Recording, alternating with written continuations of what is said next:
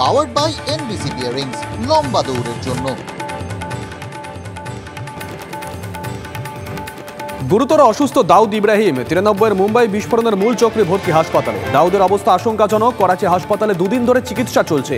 বিষ খাইয়ে মারার চেষ্টা, খবর পাক সূত্রে। পিছনে কার হাত, জল্পনা তুঙ্গে। আন্ডারওয়ার্ল্ড গ্যাংস্টার দাউদকে বিষ, খবর প্রকাশ্যে আসতেই পাকিস্তান জুড়ে তোলপাড়। করাচি হাসপাতালে ঢোকার রাস্তা বন্ধ। লাহোর, করাচি, ইসলামাবাদে বন্ধ ইন্টারনেট পরিষেবা। খবর লুকোতেই কি পাকিস্তানের ইন্টারনেট স্তব্ধ, উঠছে প্রশ্ন।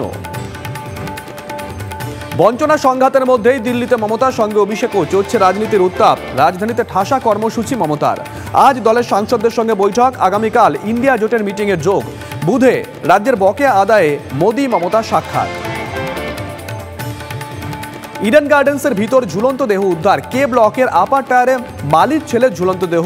বাবা কাকাদের সঙ্গে স্টাফ কোয়ার্টারে থাকতেন ধনঞ্জয় বারিক। মানসিক অবসাদে আত্মহত্যা বলে অনুমান। ছুটির রবিতে দিনভর মেট্রো বিভ্রাটের পর অবশেষে স্বাভাবিক পরিষেবা। রাতভর কাজ। আজ সকাল 7:23-এ নোয়াপাড়া দক্ষিণেশ্বর রুটে ছন্দে মেট্রো চলাচল। থার্ড লাইনে বিদ্যুৎ বিভ্রাটের জেরে বিপত্তি। রোজ রোজ ভোগান্তি।